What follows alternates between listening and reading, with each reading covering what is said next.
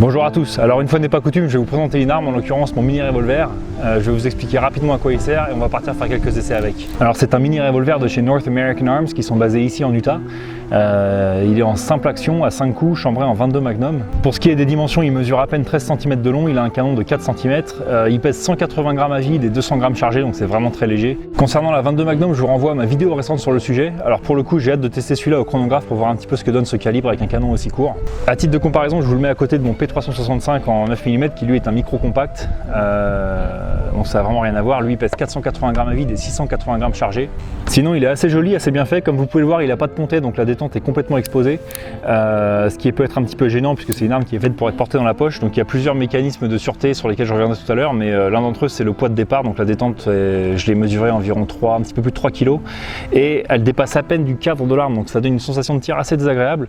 Donc ceci couplé avec la faible longueur de ligne de mire, les organes de visée qui sont pas idéaux, le faible poids qui rend le recul un petit peu désagréable même pour de la 22 Magnum et la prise en main, donc en gros pour le tirer je dois être à peu près comme ça. Ça donne une arme qui n'est pas évidente à tirer. Une autre chose qui peut être un petit peu problématique, c'est que du fait de sa très petite taille, en le manipulant, on a quand même assez vite fait de passer un doigt devant le canon, donc il faut faire doublement attention.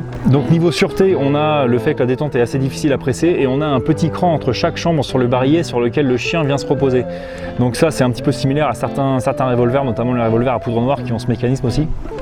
Donc là on a le chien qui vient se reposer entre deux cartouches, donc on peut le porter comme ça dans la poche en sécurité. Encore une fois, il faut être doublement prudent parce que c'est une manipulation qui se fait quand l'arme est chargée, donc on a le doigt sur la détente, le chien quasiment armé et on vient le faire reposer. Alors concrètement, cette arme me sert au port d'armes dans les endroits ou les situations où je ne peux pas porter une arme, en l'occurrence mon 9 mm. Les gens qui ne portent pas d'armes au quotidien ont tendance à un petit peu négliger la logistique du port d'armes, à savoir que dans toutes les circonstances, il faut avoir les vêtements adéquats, la ceinture adéquate, le holster adéquat, etc. Donc là, qu'on soit en short de bain à la plage, qu'on soit en calbut, qu'on soit en costume, qu'on soit dans un endroit où les armes ne sont pas les bienvenues, etc., on a toujours la possibilité d'être armé discrètement. Alors vaut mieux-il être mal armé que pas armé du tout, c'est la question à laquelle on va essayer de répondre.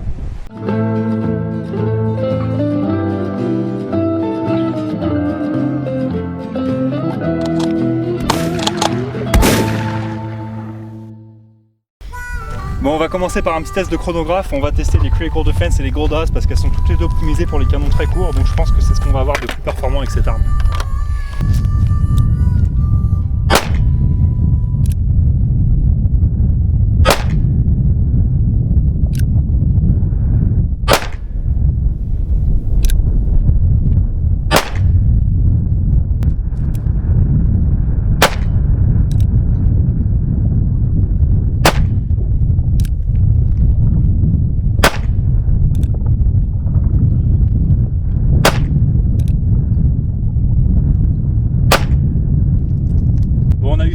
Avec les Goldas et 118 avec les Critical Defense, donc c'est assez équivalent, léger avantage aux Critical Defense, en plus elles sont un petit peu plus lourdes, donc on va garder celle-là pour la suite des tests.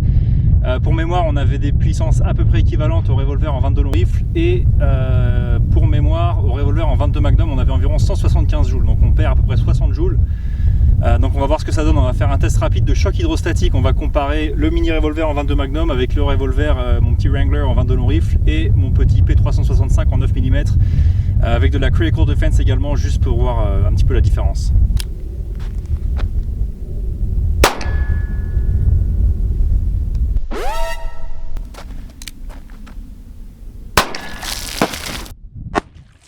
« 22 long rifle.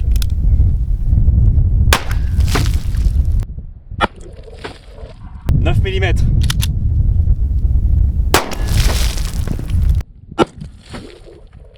Alors on a notre 22 mag, donc on a notre petit trou d'entrée là. Bon, on a un trou de sortie honnête, il y a eu quand même un petit peu de choc hydrostatique. 22 long rifle avec un canon qui doit faire 3-4 fois la longueur de celui du mini revolver. C'est quand même un petit peu plus impressionnant, mais ça reste assez proche, c'est normal parce qu'on a des énergies qui sont assez proches. Et mon 9 mm, il n'y a quand même pas photo.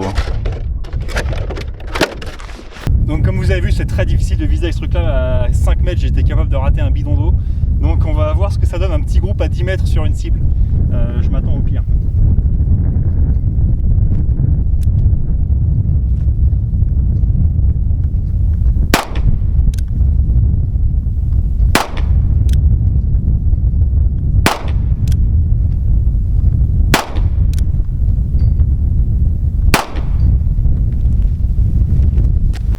Donc on a 1, 2, 3, 4, 5, j'ai même raté la cible une fois. Donc c'est clairement pas terrible à cette distance, c'est vraiment pas facile la prise en main, la prise de visée, etc. Ceci dit, je vais pas beaucoup tirer avec un petit peu d'entraînement, ça va pouvoir s'améliorer. Mais on va tester quelque chose d'un petit peu plus, une mise en condition un petit peu plus réelle, un dégainé rapide de la poche. On va voir ce que ça donne. C'est parti.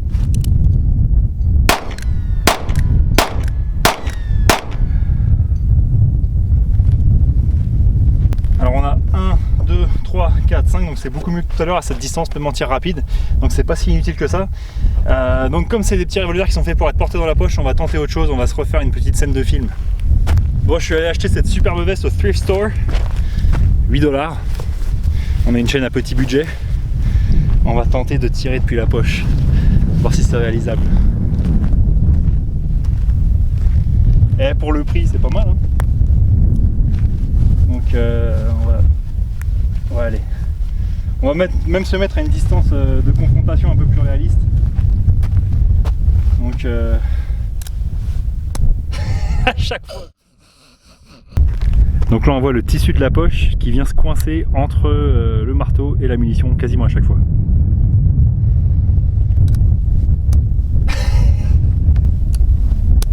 Putain, c'est fou ça.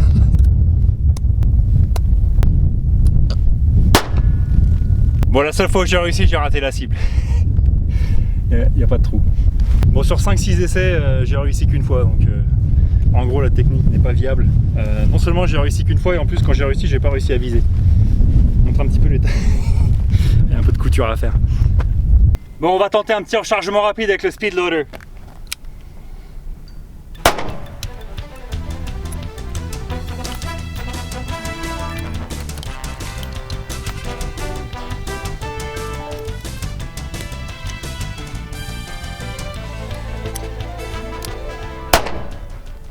Je crois que c'est le mieux que je peux faire. Bon, là j'ai mis à peu près 14 secondes, alors peut-être qu'avec de l'entraînement on peut faire un petit peu mieux. Mais je vais vous faire le détail des manipulations. Donc après le dernier tir, on arme le chien en semi-armé. On enlève la petite tige, le petit l'axe du barillet, je sais pas comment ça s'appelle en français. On met un coup pour sortir les ogives, les étuis, mais comme ils sont légèrement expansés avec la pression lors du tir, ils sortent pas, donc il faut les sortir manuellement avec cette tige. Une fois qu'ils sont sortis, on peut utiliser notre petit speed loader, donc là j'ai merdé en plus, et on remet le tout.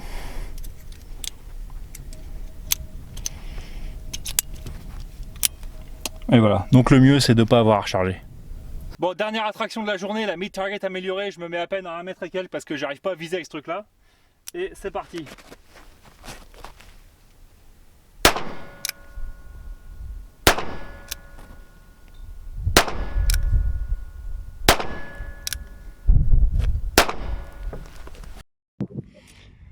Donc on a des trous de calibre 22 dans les pectoraux, on a des trous de calibre 22 voire un petit peu plus gros dans les côtes.